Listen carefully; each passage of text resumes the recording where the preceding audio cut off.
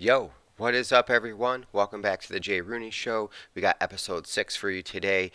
Just wanted to give everyone a quick thanks for all the likes on my fitness videos. So it sounds like you guys definitely are into um, workout videos. So I'm going to try to make this show a little bit more about working out and wellness, mindfulness, things more related to our overall health. So thanks for some of that feedback. And once again, thanks for all the likes on the fitness videos. That's absolutely awesome. So today we got a couple topics: workout evolution and debates are healthy. So have you ever thought about changing your fitness approach, whether it's about age or it's an injury? Maybe you're just bored with your workout routine. Whatever the reason, throughout your fitness journey, you're going to evolve over and over again. I know I have, and I know I'm still evolving. And this is a process that if you've never really thought about or realized that you are doing already, you should start thinking about it and start implementing that into your game plan going into the future. And you definitely should start thinking about how your training now is going to have an impact on your future once you as you age and get older. So, when you're young, and if you still are, you could still be into powerlifting and bodybuilding. So that could be one way you evolve, right? I know when I first started lifting, I had more of a like a bodybuilding approach, and then it kind of evolved more into a powerlifting approach for a while, back to bodybuilding, and then I got really into CrossFit in my mid 20s. Throughout my late 20s. Some people go, that do CrossFit for a while, ultimately, as they age, start doing things like Ironmans and triathlons and things like that. So, one thing that I'm considering and thinking a lot about at 35 years old is what's my next step in the evolution process. I lifted really, really hard uh, throughout my 20s and into my early 30s, and I really started feeling the impact of that. I herniated a couple discs when I was around like 25 in my lumbar region of my lower back, and every now and then I was tweaking that. Like every 2 3 months, I just kept tweaking that. And the older I got, it went from okay, I was out for a few days to I was out for a week to now if I tweak my back, I'm like legit out for like 3 weeks, and it really sucks. I have a dog that really really wants to play, and I literally can't even bend my waist when I tweak my back. It's really bad. So that's had a huge impact on my approach and my training and how and where I want to be in another 20 years from now, and still be able to be as active as I am now. So, if you have any injuries like that, or if you're just older and things are achy and you're losing mobility, range of motion, things are just really getting tight and sore, you definitely want to start thinking about things like this. So, in my opinion, once you get to about 35 and beyond, I think you should take a step back and reassess what you're doing. If you're still able to lift hard for 60 plus minutes and keep your energy up throughout the day, well, then maybe you should just keep doing you. Listen to your body. We are all different. We all have different genetics, and we're all built to excel at different things, especially when it comes to lifting. And, we have, our type 2 versus type 1 muscle fibers. You know, those who can run long distances better than folks who can sprint. They're more dominant with the type 1 muscle fiber versus those of us who can sprint fast or are explosive in the gym. We have a lot of type 2 muscle fibers. So think about that. Into your training as well too. Challenge yourself. I do a lot of long distance walking. Running long distance is a big challenge for me, and I struggle with tightness in my knees, and running long distance also really hurts my back. So I don't do that. So I have to challenge myself to walk really long distances, and it's more of a mental game because it gets boring, right? Like my dog starts pulling on me. He gets, I think, bored.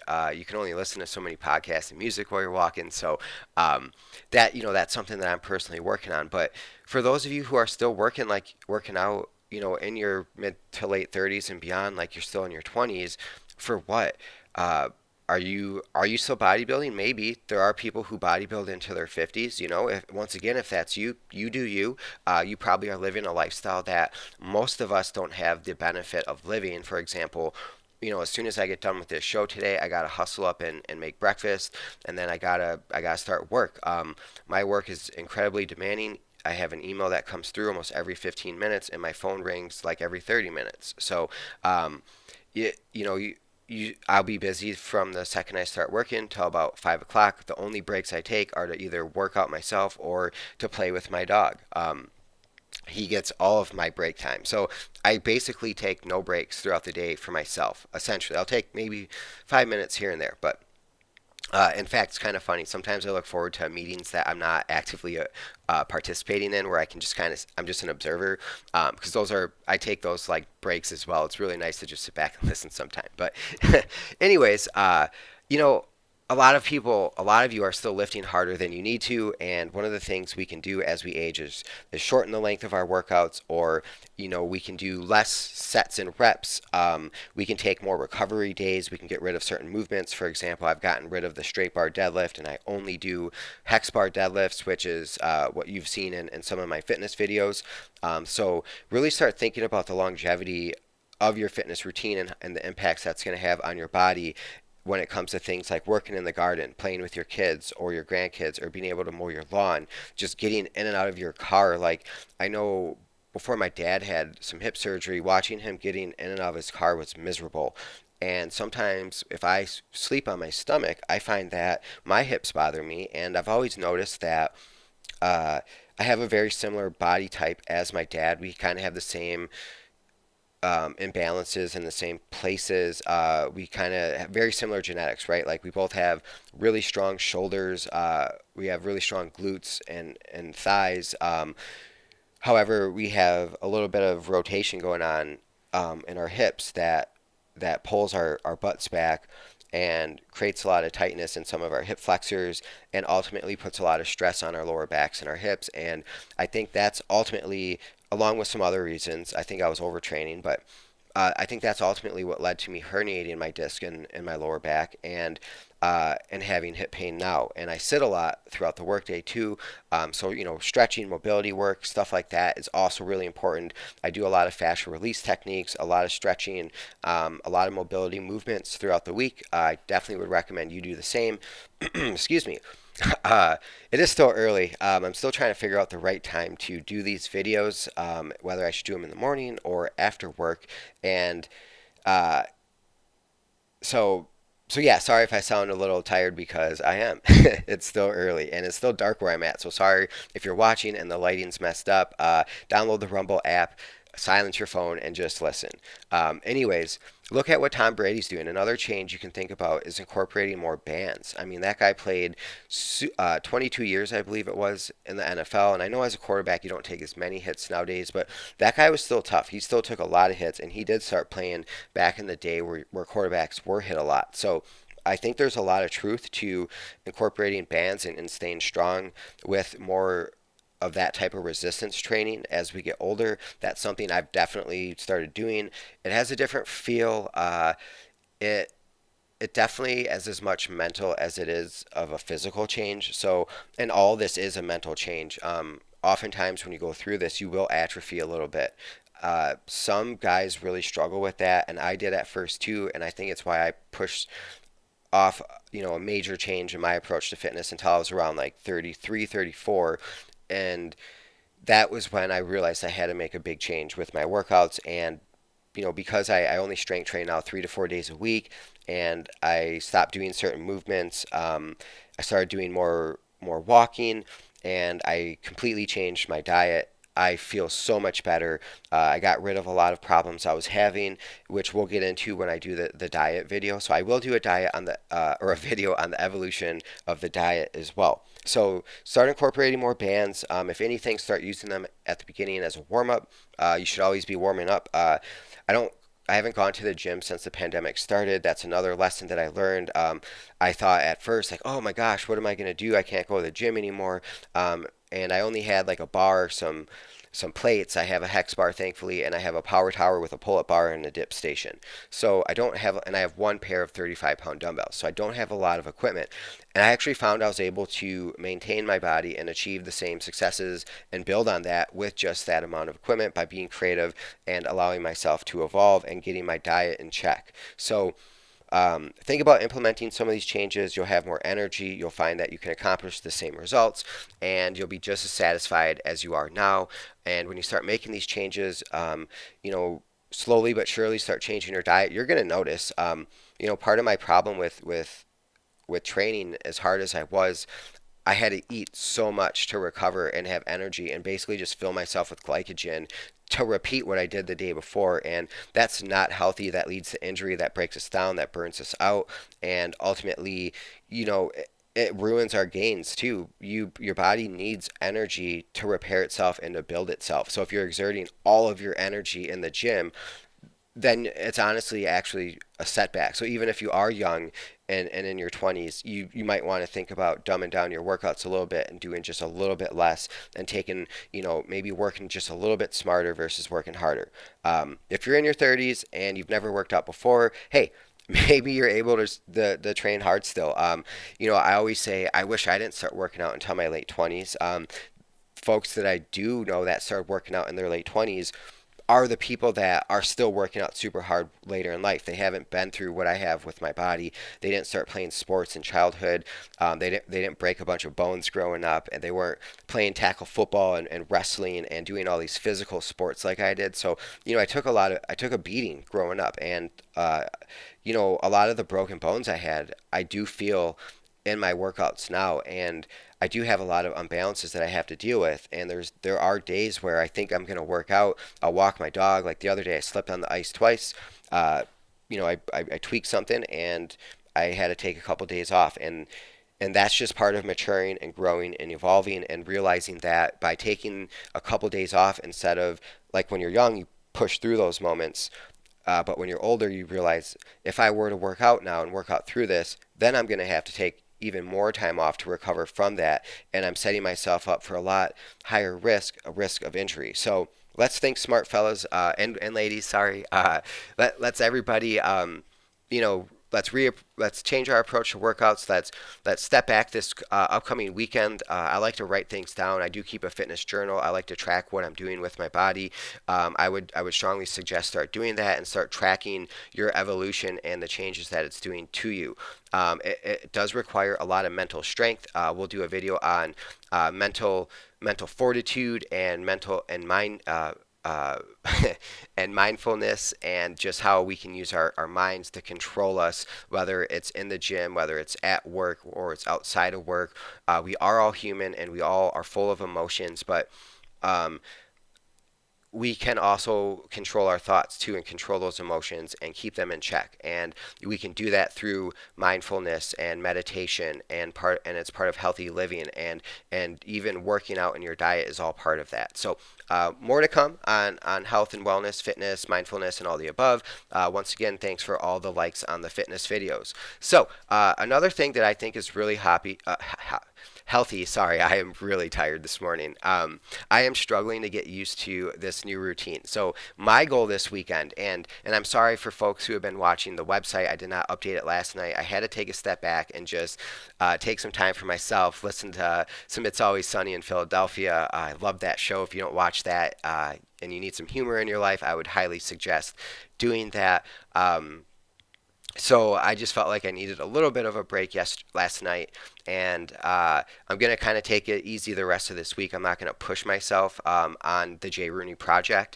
Like I said in previous videos, and I'll keep saying, I'm still trying to find my voice and figure out exactly what I'm gonna be talking about consistently and how I'm gonna approach this. So bear with me as I kind of work through certain topics and certain things. So let's get into the debate. So I find debates are really healthy. It helps us grow. This is part of healthy living, right? Debating with people and learning. You learn more about yourself when you do this. It points out the holes in our own logic and our own arguments. Have you ever really thought you knew something and then you open up a discussion about it and realize it was a half-assed thought idea and that you haven't thought it all the way through? There was tons of things that you haven't read about or heard about because of the folks that you follow only really tell you part of half of what's going on or half of the view, or it's coming from a certain point of view. Um, you know, so I find engaging with topics that we feel strong about with those that may disagree with us or even agree with us is a really healthy thing to do. Back in you know uh, the time of Athens and Sparta and back in when Greece at its heights, when Socrates and Plato was alive. Um, and I'm not saying they were more civil than we are now or anything like that, because they weren't. I mean, most of our society nowadays is based on Greek philosophy. Most of Western philosophy is based off Greek philosophers like Socrates and Plato. And let's not forget that the folks of Socrates' time, even though Socrates was a wealth of knowledge and taught us a lot, and basically forced people to debate with him.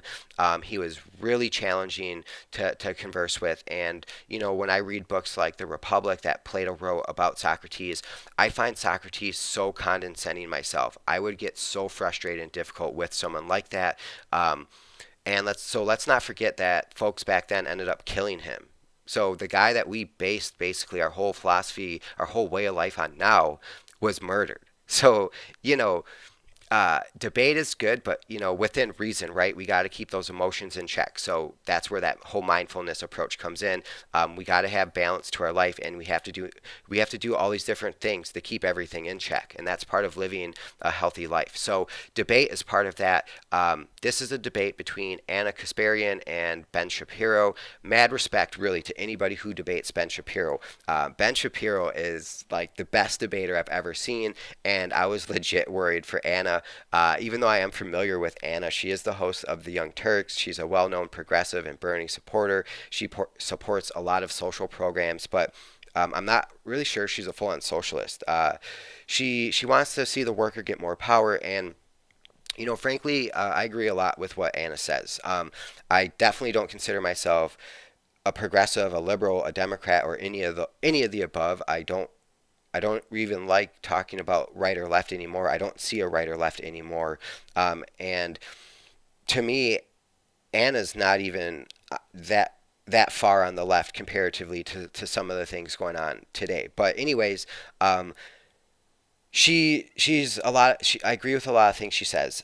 So I don't really find her ideas to be all that radical.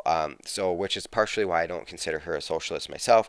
A lot of you are probably already familiar with Ben Shapiro. Ben is the co-founder of the Daily Wire, the Shapiro Show, probably the foremost spoken on conservatism.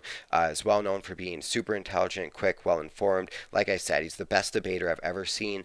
He can speak really fast, and I don't find any of his ideas radical either. So I am not going to go over their responses to the debate questions today. I am going to answer some of those debate questions, and I have the debate linked in the description for you. This debate was about 4 months ago, so feel free to check it out. The link to YouTube, like I said, is in the description. So first question was, is America a disappointment? And this stood out to me because how often do you hear questions like that in debates? And I just think it's a sign of the times. Things have come a really long way, and there's a legit group of people who are really questioning capitalism and our free market, and who are really questioning even democracy. And it's almost like everyone's forgot that we're not even a democracy. We're a constitutional republic with democratic voting principles, and a democratic voting system. But ultimately, we're supposed to be a republic with three branches of checks and balances, and there is no balance to that anymore. And to me, it almost feels more like a hierarchy, or I'm sorry, like well, kind of a hierarchy, but like an oligarchy versus a democracy. But I still believe that it's not over. Our country, it can still heal itself. So, but questions like this just really stand out to me. So what do I think America's a disappointment? Uh, Simply no, I don't think America's a disappointment. I think we're the greatest nation of our epoch. If you're not familiar with what an epoch is, go check out my episode yesterday. I explained what an epoch is. We've been and we still are the best place in the world to live and to work, even for poor people. Let's be honest. Poor people are not, unless you're on the street and you're homeless, you're not going hungry. Look how overweight the poor population in America has become. It's because they just eat and eat and eat, and it's not all their fault. They don't necessarily know better, and we can do topics on that. That is part of healthy living, and I read a lot of books, and a lot of books talks about how being poor is so bad for your health. So and in America, when you have just enough to eat as much as you want, being poor can be really, really bad for your health. So, but one of the things that free markets have not only done in America, but all over the world, has shown to increase the quality of life for everybody, even poor people. It has helped more poor people out of poverty than any other government system. So America has an amazing story, but it also has done a lot of bad things too. There's been too many to name, but one thing that bothers me, for example, currently is the fact that all of our politicians have all the ins on insider trading within like the Senate, and we saw a lot of this in the Senate throughout the pandemic and what they did with COVID and how they started investing into all these businesses they're deciding legislation on, and they're they're doing this because there's all these legal loopholes to do this, so they can do it, and they're really creating a lot of a huge lack of trust, not just between people and politicians, but amongst people ourselves. They say 15% of us have lost a friend throughout the pandemic because of, cultural, social ideas, and how the pandemic has really divided us. Mandates versus no mandates, vaccine versus no vaccine, and all this shit. And it's super disappointing. And I know I've experienced some of that too. I have had friends who don't think beyond the headlines. They are so busy with their own lives. They have kids. They're in relationships. They have full-time jobs.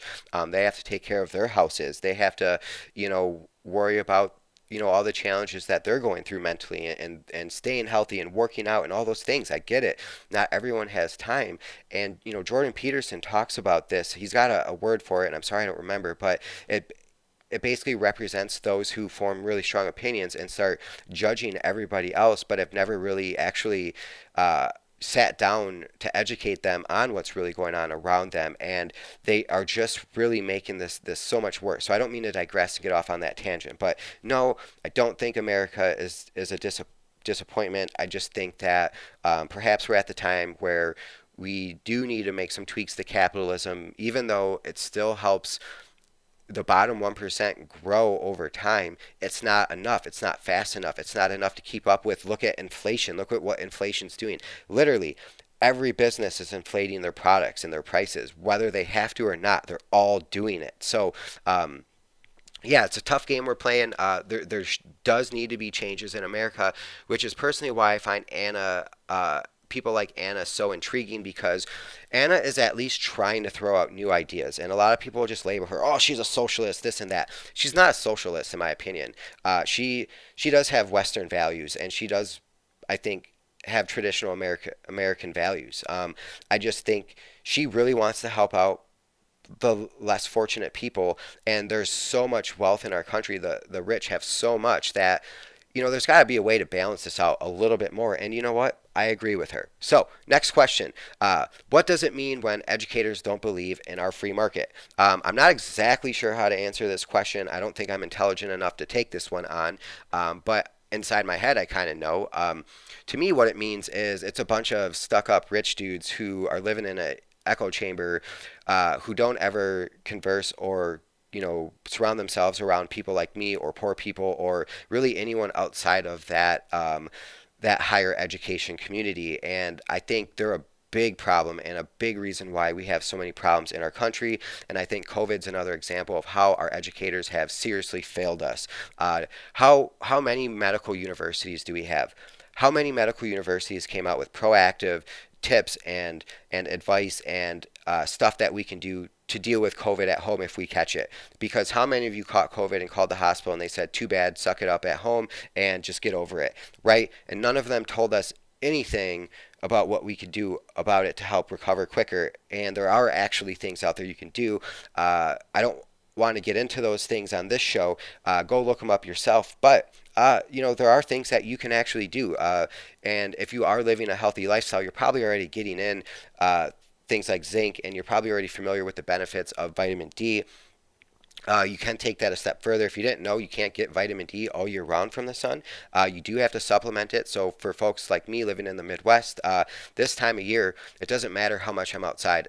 I will not get vitamin D. I have to take a supplement for it. And there are actually apps out there that will tell you during the times of the year when you need to go outside, when you can get vitamin D. So get that app. When it says get vitamin D, run outside, spend time outside, and get that vitamin D. It is incredibly healthy for you for so many many damn reasons. It's unbelievable that more people aren't encouraging you to take vitamin D. So, anyways, when I think about our free market and it's failing, I mean, it's failing the poor people, like I just kind of touched on, but it's not failing everybody. For example, when I saw, uh, the Texas power grid go out a couple years ago, and then their turbines couldn't keep up when they had that winter storm. Um, to me, yeah, that situation sucked, and a lot of people had to persevere through that. But it was also a moment of innovation, and in a free market, all the wealthy businesses and corporations and entrepreneurs, they can put their, they can start throwing their ideas out there. They can improve those grid systems. They can invest in cold climate technology, and they can start doing all these things to innovate and build new products and help move us along. And in when you live places that don't have a free market and the government dictates everything and all the business moves, you don't get that type of innovation or progression, and it does not move society along. Capitalism seriously moves society along. So all major growth has that's ever happened in the world has been a result of capitalism. Even China has adopted certain free market principles because they recognize this. Free market transactions promote innovation, and you can earn a living off of that innovation, and then you can invest that money back into your community and stimulate the economy that way too. I don't get upset with every rich person. Like Elon Musk did pay taxes this year, and Elon Musk is historically has and is still pumping a lot of his money back into his businesses to help our society ultimately progress. I don't always agree with him that Mars should be the next step, and that we shouldn't reduce the population. Part of me thinks, well, what if we just reduce the population here? Even though based on my understanding, I truly don't think we actually really know the impacts humans have on the environment. We just understand that the environment changes, and it's changing a little bit differently right now than it has historically. And we just assume that's because of the impact people are having and technology and pollution and things like that. But we actually don't know that for a fact. Based on my understanding, not an expert, do your own research. But anyways, I don't always agree with Elon Musk, but the point is, some rich people are doing good things with their money. So, and there and part of the point of that is there are some bad things about capitalism as well. So everything we do, is being tracked. Everything we do is recorded and saved, and people can sell our information, like Google. Like that's like Google's biggest thing. They want to literally track every little thing you do. It doesn't even matter what browser you use, on what device you're using.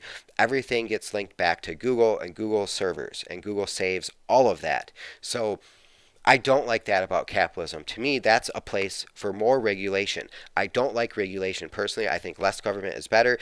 But as things change, like Google wasn't around when the Constitution came out. Google wasn't around 100 years ago. Google wasn't even around 50 years ago.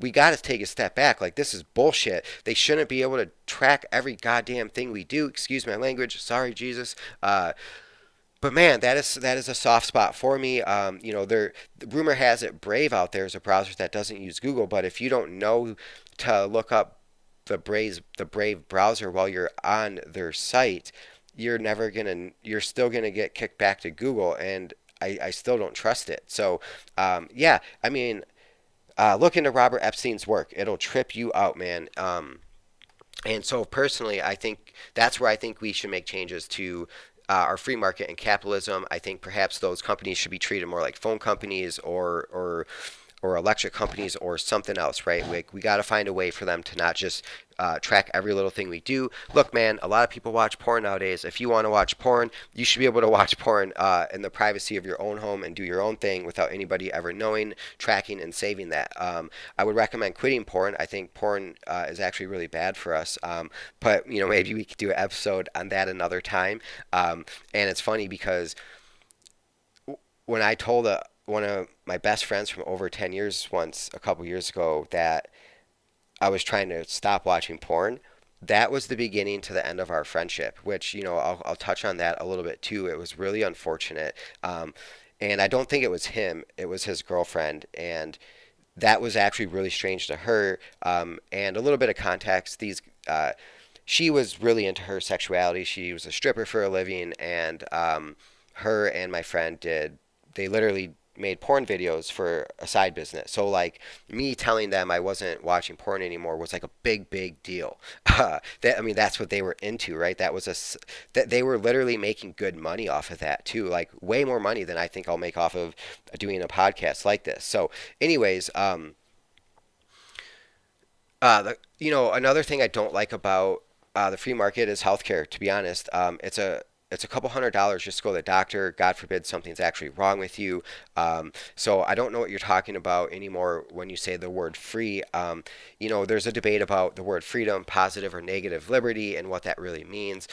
Some folks are free, some folks are not, and because of that, personally, I try to never go to the doctor unless it's an emergency. How many people don't have to, or how many people don't leave their job because they're afraid to go without health care? How many people have a health issue and they're afraid to leave their job because of that? So a lot of times our employers, or just the way that we approach life in healthcare, it really restricts us and it keeps us in this endless forced cycle of working to have health insurance or becoming really rich. So yeah, I mean, I don't like how many people don't. I don't like that people can't leave their job because of healthcare. I don't like that healthcare is even tied to our jobs. I don't like that we're forced to work endlessly just to keep our healthcare. Sorry, I wasn't so coherent on that topic, but it's something that does bug me. I don't have a lot of money, and I have what is considered good healthcare, and even I don't feel like I can afford to go to the doctor. So I don't know, man. Something we need to think about. Perhaps we'll take a look at it another day. But are we really free? I mean, yes and no. When part of my problem with where I'm at in life right now is because I've kind of always embraced full on freedom. I've always done whatever I've wanted to do. I've always just, you know, I never really thought about my future much. I just did what I wanted to do in that moment, that week, perhaps that month. And, we were talking about workout evolution this morning. You also want to evolve your mindset and to start thinking about next steps in your life too. And for me, it didn't happen until I got into my 30s. If anyone hears this and you're in your 20s, I would highly encourage you to start thinking about your future now and start thinking about what you're doing. Take a step back, stop buying nice shoes and nice clothes, and start saving your money. If you're in your early 20s, maybe actually start investing, $10 a paycheck into the stock market, especially if you're living at home and you're just pissing away that money on video games and shit all the time. Uh, do something with that. Don't be like me and just spend it all. I don't feel free. I work all day, every day, and then I spend the rest of my time taking care of shit, and I don't get to just do whatever I want. So even though I'm like free to say what I want, I technically don't feel like I'm free to do what I want, because if I did, ultimately I would run out of money and I would end up in a really, really bad position. So, just listen to this for a second. Switzerland, New Zealand, Denmark, Estonia, Ireland, Canada. However, I'm not so sure Canada belongs on this list anymore. Finland, Australia, Sweden, Luxembourg. Those are the top 10 countries with the most freedom in the world. America's not even a top 10 country when it comes to freedom. So we are at a really interesting point in time. This came from the Freedom Index, which I'll have posted in the description field, so you can take a look at the Freedom Index yourself, make up your own opinions. But our country has changed a lot. I did a segment the other day on the NDAA. I mean, it's things like that is how we're losing freedom in America. And maybe we were one of the most free countries when we first formed America, but so much has changed that we're no longer that free. So I think this is the argument some folks are trying to make, and I think some conservatives need to hear this argument, and I think some people on the left need to understand that you can't make this argument and then try to shut down other people's arguments. Part of being free is letting people have different opinions and express themselves differently and believing in different things. So once again, debate is healthy. This is a debate we should be having. So to me, this suggests that we can make huge improvements at home. I'm not talking about socialism. I'm talking about keeping a free market, keeping a capitalistic approach, but we stop letting people track our shit. We stop letting these corporations drive up the cost of healthcare so high. We should have basic healthcare plan for every American, and every American should have the opportunity to opt in and out of this healthcare plan. And no, I'm not talking about all government-run healthcare. I think COVID was COVID should have been a plenty of a big enough eye opener for everyone to realize the government is not responsible to take on anything. I'm talking about an extremely basic healthcare plan for folks living on the street, for really, really poor folks, people who can't get it from their employer or afford to get it from an independent provider. So there should be a basic level of healthcare for those people. And I do believe every American should have the opportunity to opt out of their private healthcare from their employer and opt into the government one, but the government should not run healthcare. There should still be plenty of private options. So please don't misunderstand what I'm saying. However, I don't know about you, but there are times I wish I could go to the doctor, man, and I have health insurance and it's still a couple $100. And if I go to a specialist, dude, that shit can get up to 1,000 easily. So whatever. My takeaway from Anna and Ben's conversation is that they actually agree on more things than I thought they were going to. And, I have the same takeaway when I listen to Jordan Peterson and Sam Harris conversations. People out there actually agree on way more than we disagree. So I don't understand why it's so hard for our politicians. Why can't our media just realize that people are not absolute? There's more than one opinion. We all need to take a step back and stop letting our politicians and the media dictate how we feel about things and how we're going to approach life and approach it the way we want. Turn off your TVs, stop taking in that nonsense, and I think you'll find your eyes really open up. It's squat day, y'all. I'm gonna get a workout posted on the JRooneyProject later this afternoon. Basically, I'm gonna start stepping this up a little bit since you guys like my fitness videos. Rooney rip tip of the day, since we're doing a workout. Do a bunch of glutes before you do your glute bridges before you do your squats today. Just hammer out one set, as many reps as you can, glute bridge, until your ass just burns. Make your ass burn, and then start doing your squats. You're going to do 5 sets of 20 reps of body squats. If you're, already strength trained with weights, maybe lower the repetition amount and throw some weight on there, or keep the reps up and throw some weight on that too. That'll be a really good challenging workout if you pick the right weight.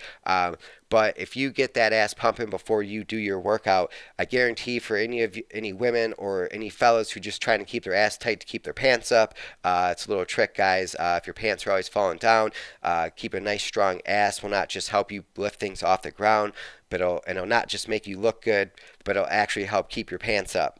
So keep a nice strong ass, get a nice pump in it, and then start doing your squats.